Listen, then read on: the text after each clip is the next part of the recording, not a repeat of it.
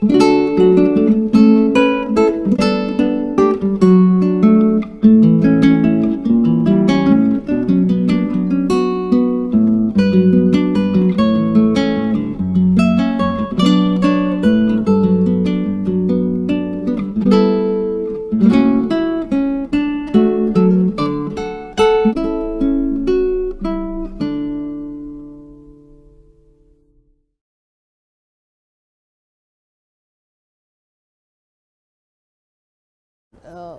When my sister died, ये हमारे सामने अभी अंग्रेज़ी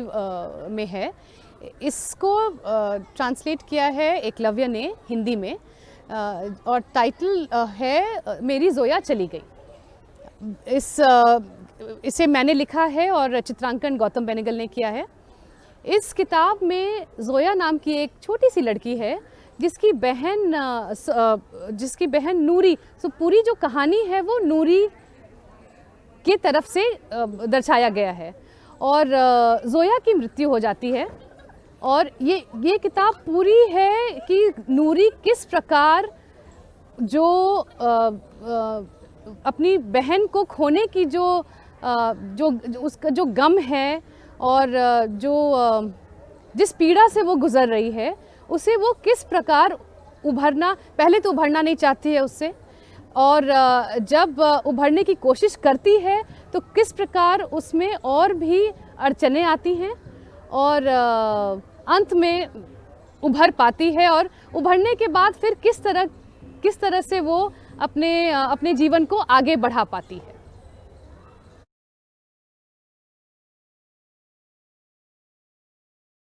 सबसे पहले तो चूँकि हमारे पास पहले से कोई किताब ऐसी है नहीं, बहुत कम किताबें हैं जो कि जिसमें कि हम मृत्यु डालते हैं, बड़े बच्चों के लिए भी नहीं डालते हैं। अब डालना शुरू किया है, तो छोटे बच्चों की किताबों में तो सवाल ही नहीं था। लेकिन मेरे हिसाब से बच्चे जो हैं छोटे से ही उनको जितनी तरह की हमारे ज़िंदगी में अड़चनें आती हैं, हर प्रकार की, जितना उनको हम जितने छोटे से एक्सपोज करेंगे उससे, उन सब से, उतना बच्चों में एक सहनशीलता बनने की बन सकती है उससे। उनमें एम्पैथी आ सकती है, दूसरों के प्रति किस तरह से सद्भावना हो, किस तरह से प्यार हो, नम्रता, विनम्रता, ये सारी जितनी सारी हैं भाव, वो सब बच्चों में आती हैं अगर हम उन्हें बचपन से ही बताएं कि ये सब होती हैं हमारी ज़िंदगी में, और अड़चनें आती हैं, उन अड़चनों से हमें जूझना है और उभरना है, और ऊपर नीचे तो होना ही होना है ज़िंदगी में। कभी आपको बहुत बुरा लगेगा, कभी कभी उतना बुरा नहीं लगेगा, लेकिन ये सब है और यही ज़िंदगी है, और इसी तरह से हमें रहना है। और जब भी गंभीरता की बात आती है, हमें लगता है कि बच्चे समझ नहीं पाते हैं, जबकि बच्चों में ये क्षमता मेरे ख्याल से बड़ों से ज़्यादा है, ज़्यादा अच्छे तरह से वो लोग समझ पाते हैं कि चारों तरफ चल क्या रहा है। तो अगर हम उन्हें शील्ड भी करके रखना चाहते हैं, ऐसा नहीं है कि बच्चे समझ नहीं पा रहे हैं कि उनके आसपास हो क्या रहा है। तो जितना खुल के उनसे हम लोग बातें करेंगे, उतना उनके लिए अच्छा है, उतना जो बड़े हैं और छोटे हैं उनके बीच की जो एक बॉन्डिंग होती है, उसके लिए ज़्यादा अच्छा है, और मेरे हिसाब से ज़रूरी है।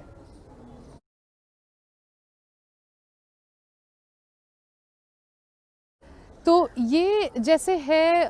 चित्रकथा हुई है, तो उसमें सबसे ज़्यादा जो अहम महत्व हमें देना चाहिए वो है चित्रों पे। और चित्रों को जिस तरह से हम देखते हैं, देखिए जो कहानी हम बता रहे हैं, हमेशा चित्र हमें उसी हिसाब से उसी को ध्यान में रखते हुए, उसी प्रकार से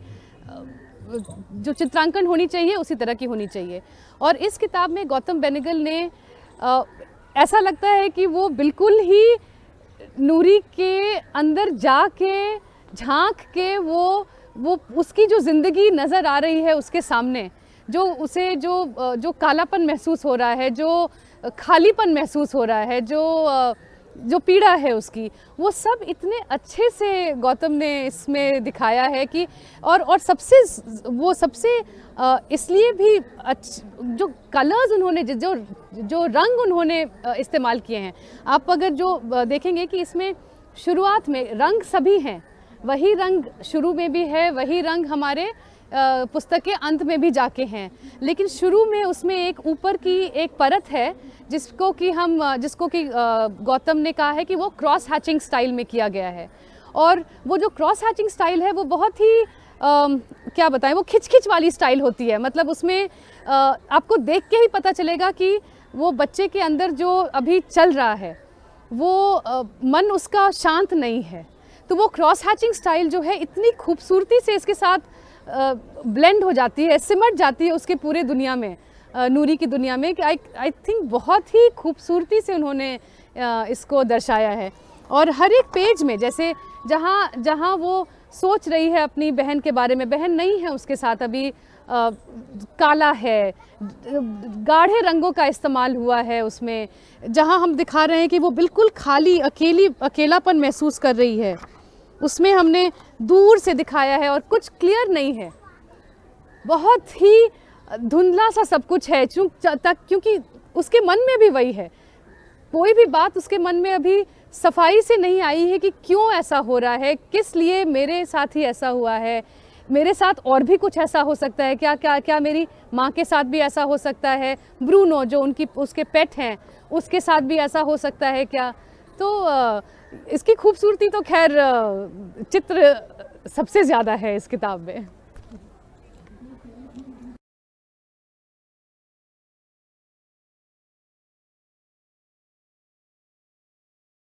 इसमें हमें लगता है कि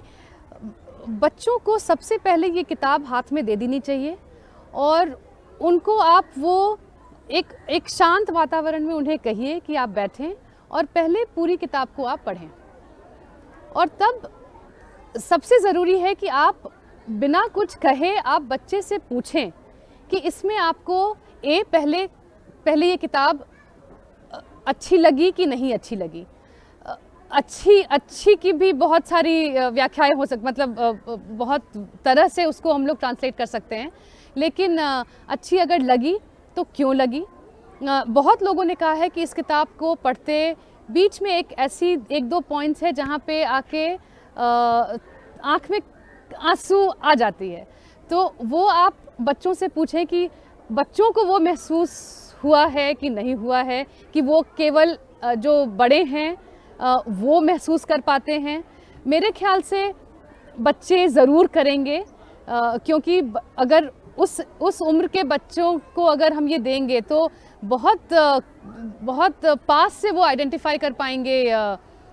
इस पात्र के साथ। तो सबसे पहले तो आप बिना कुछ कहे बच्चों को इस किताब के साथ अकेले छोड़ें,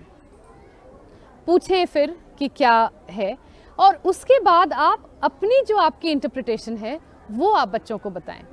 और जाहिर है कि आप जो इस किताब के बारे में सोचेंगे वो हो सकता है बच्चों ने ना सोची हो। और इसमें जैसे कि आप बहुत सारी छोटी छोटी चीज़ें हैं जो कि आप बताएं कि देखिए जब मृत्यु हुई है तो मृत्यु ही एक ऐसी चीज़ नहीं है जो कि आपको किसी से अलग कर सकती है। ये जो है एक परमानेंट फॉर्म है अलग होने की, लेकिन अलग अलग तरह से आप अपने